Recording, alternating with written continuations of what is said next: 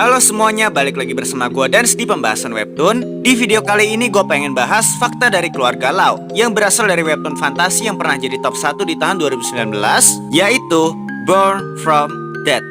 Oke, daripada kelamaan langsung aja kita ke pembahasannya. Nah, sebelum kita masuk ke sejarahnya, gue pengen bahas dulu apa sih keluarga Lau dan kenapa mereka terkenal banget di serial Born from Dead.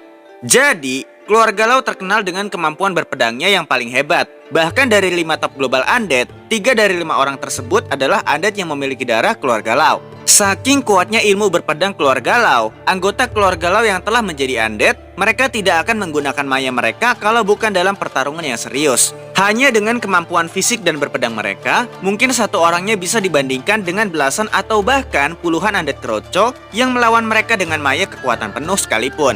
Hal ini bisa dibuktikan ketika pertarungan Jaden Lau versus Petra Effendi sang MC di Born from Dead Season 1. Ya, mungkin Petra di Season 1 adalah Petra yang jauh lebih lemah dari yang sekarang. Tapi dia adalah salah satu undead yang bisa dibilang lebih kuat dari undead kroco lainnya. Nah, di pertarungan itu, Petra sudah mengeluarkan seluruh kekuatan mayanya di mode tangan kosong dan tidak menggunakan para maya miliknya. Sedangkan Jaden, dia terlihat hanya bermain-main dan melakukan gerakan santai. Jaden sama sekali tidak menggunakan mayanya dan tidak bertarung dengan serius. Meskipun dia menggunakan pisau kecil dalam pertarungan tersebut, ia hanya menganggap hal itu sebagai bagian dari permainan. Dan bahkan Petra dikalahkan dengan mudah sampai sekarat yang mungkin kalau nggak ada bantuan Elena pada saat itu, Petra bisa lewat.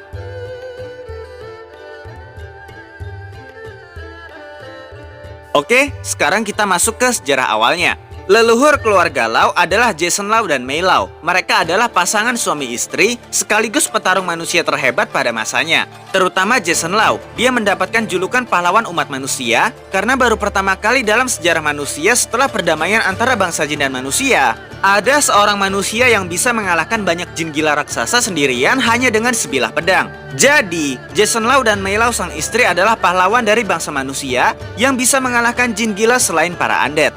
Karena kehebatan dan prestasi mereka berdua, mereka ditawarkan oleh Dead untuk menjadi undead, tetapi mereka menolak tawaran tersebut.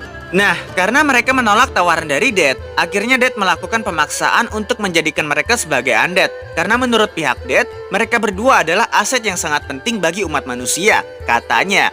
Ketika Jason dan Mei ditangkap untuk dijadikan undead, pada saat itu Mei sedang mengandung anak pertama mereka. Dan Jason yang pada saat itu nggak tega ngeliat istrinya dibunuh, akhirnya memberi sebuah tawaran yang merubah keputusan Dead. Jason mengatakan, kalau Dead membunuh mereka berdua sekarang, maka Dead akan kehilangan lebih dari 100 petarung hebat. Mendengar hal itu, pihak Dead sempat kebingungan, tapi Jason langsung menjelaskan bahwa ia dan Mei akan memiliki banyak keturunan yang akan mereka bimbing menjadi petarung-petarung yang hebat. Dan dari sekian banyaknya petarung hebat yang akan lahir, keluarga Lau akan memberikan petarung nomor 1 terbaiknya untuk dijadikan undead. Sedangkan petarung nomor 2 terbaiknya akan melanjutkan kepemimpinan keluarga Lau yang terus menciptakan petarung-petarung hebat yang akan menjadi undead nantinya. Nah, ketika Jason membuat keputusan sepihak tersebut yang memiliki resiko besar, sebenarnya Mei tidak setuju dengan keputusan suaminya, karena itu akan membuat kehidupan mereka sengsara. Dan bahkan yang akan sengsara nantinya bukan cuma mereka berdua, tapi anak keturunan mereka yang gak berdosa juga akan memikul tanggung jawab tersebut dan mengalami banyak penderitaan. Tapi, karena Jason membuat keputusan yang gila tersebut karena keadaannya yang sedang terpepet, Mei tidak bisa menyampaikan pendapatnya ataupun menentangnya.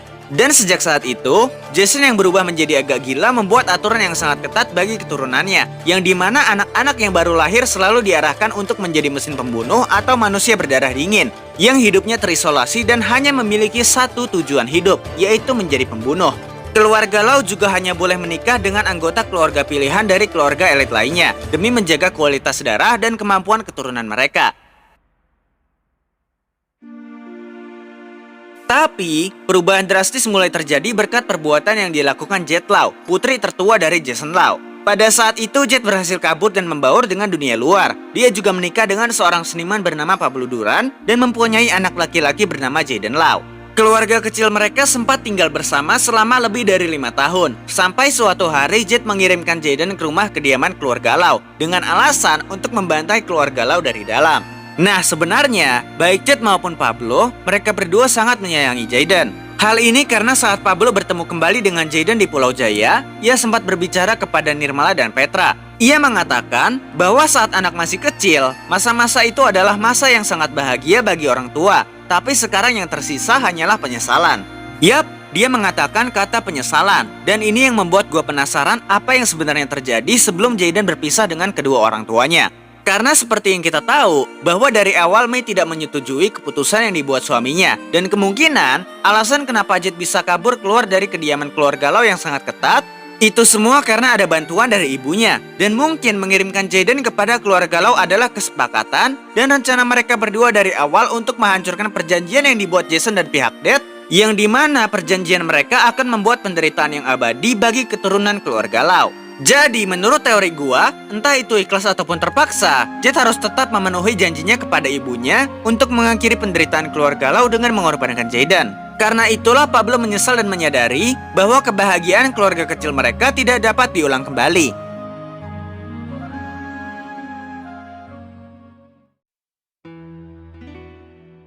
By the way, sebelum Jade meninggalkan keluarga Lau dan menikah dengan Pablo, dia melukai mata adik laki-lakinya yang tertua.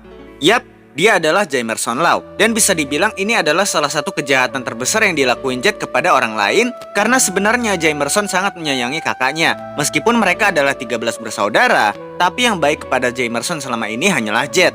Karena itulah Jamerson hanya menganggap bahwa Jade adalah satu-satunya saudara kandung yang ia miliki selama ini. Nah, saat mata Jamerson dilukai oleh kakaknya, muncullah kebencian yang mendalam terhadap dunia di lubuk hati Jamerson, terutama kepada kakaknya dan apapun yang berhubungan dengan kakaknya. Jamerson juga trauma untuk mempercayai seseorang dan tidak tahu apa arti keluarga yang sebenarnya. Jadi, Jamerson benar-benar membenci Jayden ketika mengetahui bahwa dia adalah anaknya Jade. Tapi alasan dia tidak membunuh Jayden saat masih kecil, mungkin karena Jayden berada dalam perlindungan Jason, yang dimana Jason berniat membuat Jayden menjadi penerus keluarga Lau setelah melihat bakatnya. Sedangkan saat Jayden telah beranjak cukup dewasa, di sisi lain Jamerson juga telah diubah menjadi undead oleh organisasi Dead. Karena dia adalah petarung terhebat nomor 1 dari keluarga Lau yang dijanjikan Jason akan bekerja untuk pemerintah. Masih berkaitan dengan Jayden yang menjadi penerus keluarga Lau, sebelum kedatangan Jayden dan setelah kepergian Jamerson, Juliane adalah calon undead selanjutnya yang akan dikirimkan oleh keluarga Lau. Tapi setelah kedatangan Jayden, akhirnya dia tersingkirkan oleh Jayden yang akan menjadi calon undead. Sedikit fakta, Juliane ini juga benci sama Jayden sejak kehadiran Jayden pertama kali di keluarga Lau. Tapi bencinya Juliane nggak 100% benci. Ya, mungkin dia memang benci sama Jayden, tapi karena dipaksa Jason untuk melatih Jayden, dia harus matuhin perintah bokapnya terpaksa ataupun ikhlas. Nah, tapi ketika Jason mengatakan bahwa Juliane tidak terpilih menjadi undead dan justru akan dijadikan sebagai penerus, ya dia sedih, tapi dia cuma bisa menerima kenyataan dan mencoba beradaptasi dengan keadaan yang dia miliki. Karena sebenarnya, Juliane juga ada rasa sayang kepada Jayden sebagai guru sekaligus tantenya, walaupun mungkin dia nggak pernah ngungkapin perasaan itu secara terang-terangan. Lanjut, sampai ketika di hari pernikahan Juliane dan calon suaminya, Jayden tiba-tiba membantai seluruh keluarga Lau dan seluruh keluarga calon suami Juliane. Nah, ada dua alasan kuat yang membuat Jayden membantai seluruh anggota keluarga Lau. Yang pertama, neneknya lah yang meminta Jayden untuk menghabisi seluruh anggota keluarga Lau di hari pernikahan Juliane. Hal ini diperkuat karena saat Jayden mengalahkan Juliane setelah mereka menjadi undead, ketika Juliane mengeluh kenapa dia selalu kalah dari Jayden, Jayden memberitahu bahwa sebenarnya Mei tidak ingin Juliane menjadi yang terkuat karena akan menjadi undead. Yap, sebenarnya Mei sangat menyayangi anak-anak dan keturunannya. Tapi karena perjanjian dengan pihak Dead sudah dibuat, dia tidak bisa menyelamatkan semuanya. Tapi dia masih berusaha untuk menyelamatkan Juliane, karena hanya dialah satu-satunya anak yang diharapkan masih bisa selamat dari belenggu takdir buruk keluarga Lau. Dan alasan kedua, sebenarnya niat Jayden itu juga baik. Dia nggak mau lihat tantenya yang udah ngurusin dia dari kecil menghabiskan sisa hidupnya dengan penderitaan. Gua bisa berspekulasi seperti ini karena raut wajah Jayden yang terlihat sedih ketika Jason menyingkirkan Juliane sebagai calon undead. Juliane juga menangis dan mengatakan kalau dia tidak mau menikah dengan seseorang. Lalu saat membunuh seluruh keluarga Lau, Jayden juga mengatakan kepada Juliane bahwa mereka yang dibunuh Jayden hanyalah sampah. Nah, seharusnya Juliane tidak ikut mati saat pembantaian tersebut. Tapi karena Juliane lah yang menyerang Jayden duluan secara membabi buta dan tidak berbicara terlebih dahulu, akhirnya Jayden tidak mempunyai pilihan selain membunuh Juliane untuk menyelamatkan dirinya sendiri. Kalau kalian nanya kenapa hal ini bisa terjadi, mungkin karena keturunan dari keluarga Lau tidak tahu cara mengungkapkan perasaan, arti kehidupan, cara merespon suatu keadaan, bahkan trauma yang abadi.